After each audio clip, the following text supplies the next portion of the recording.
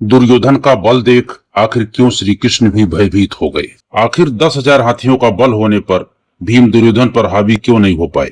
कौन सी ऐसी गुप्त शक्ति थी जिसने दुर्योधन को भीम के विरुद्ध अजेय बना दिया था। वही भीम जिन्होंने अकेले ही राक्षसों का वध किया और बड़े बड़े बलशाली योद्धाओं को अपने भुजबल से ही धराशायी कर दिया। किंतु उसी भीम को युद्ध में दुर्योधन बार बार पीछे धकेल रहा था। ऐसा कैसे संभव था।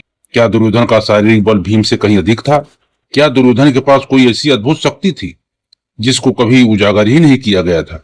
आखिर क्या हुआ था भीम और दुर्योधन के उस अंतिम युद्ध में। इन सभी प्रश्नों का उत्तर जानने के लिए इस वीडियो के अंत तक आप लोग जरूर बने रहें।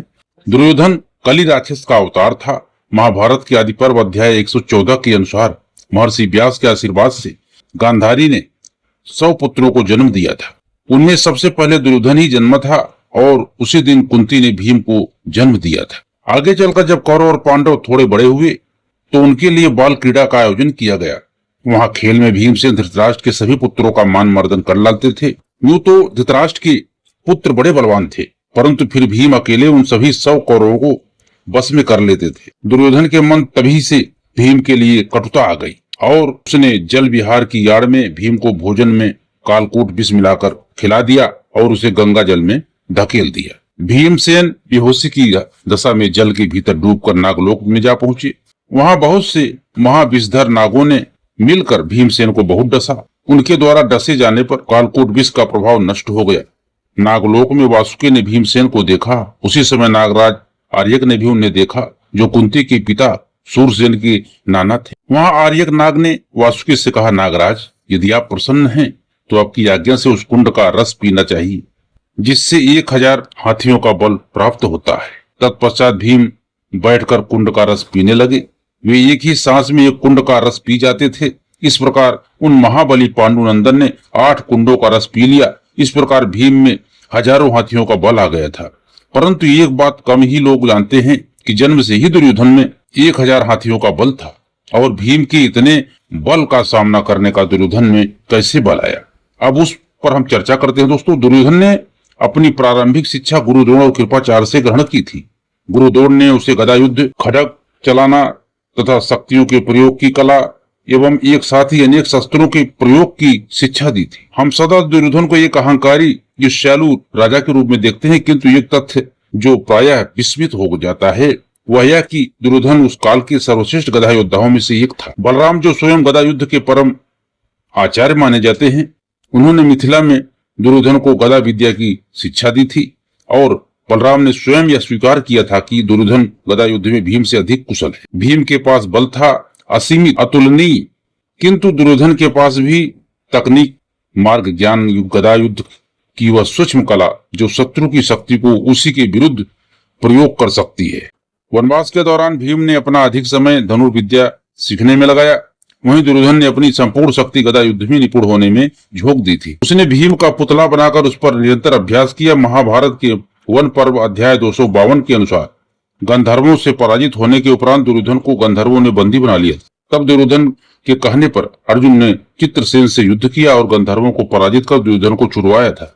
परंतु इस घटना के बाद दुर्योधन अत्यंत उदास, लज्जित और निराशा में हो गए और आमरण आंसर पर बैठ गया। उस समय पाताल में रहने वाले राक्षस दुर्योधन को उठाकर रसातल में ले गए।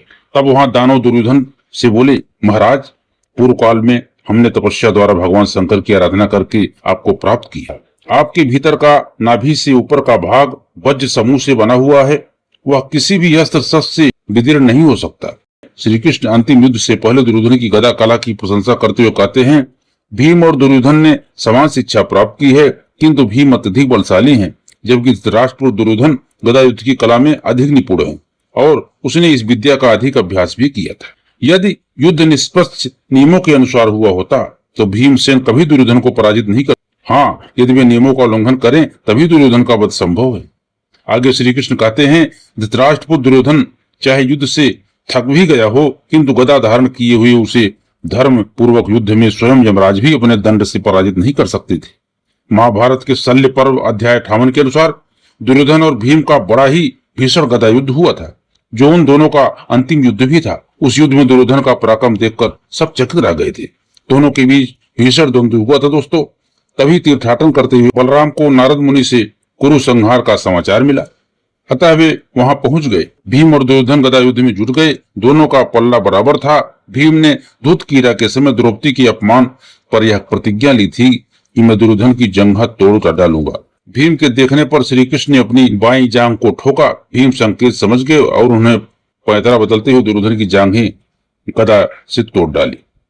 वह धराशायी हो गया तो भीम ने उसकी गदा ले ली और बाएं पैर से उसका सिर कुचल दिया। तब भूमि पर पड़ दुर्योधन ने क्रोध और पीड़ा में श्री कृष्ण से कहा, यह अधर्मपूर्ण कार्य तुम्हारे कारण ही हुआ है।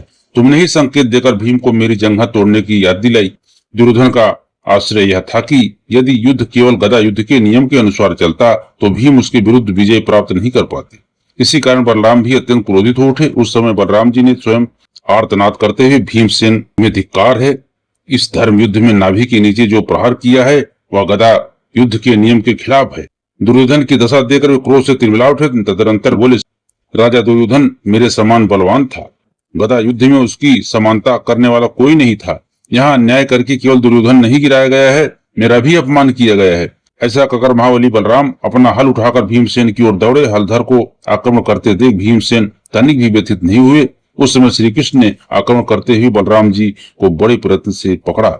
बलराम जी को शांत होने के लिए कहा, भैया यह पांडव बुआ के पुत्र होने के कारण सर्वथा अपने हैं। शत्रुओं ने इनके साथ बहुत छल कपट किया था। भीमसेन ने प्रतिज्ञा की थी कि वे महायुद्ध में अपनी गदा से दुर्योधन की दोनों जांघें तोड़ डालेंगे तथा महर्षि मैत्रेय ने भी दुर्योधन को पहले से ही यह श्राप दे रखा था कि भीमसेन अपनी गदा से तेरी दोनों जांघें तोड़ डालेंगे।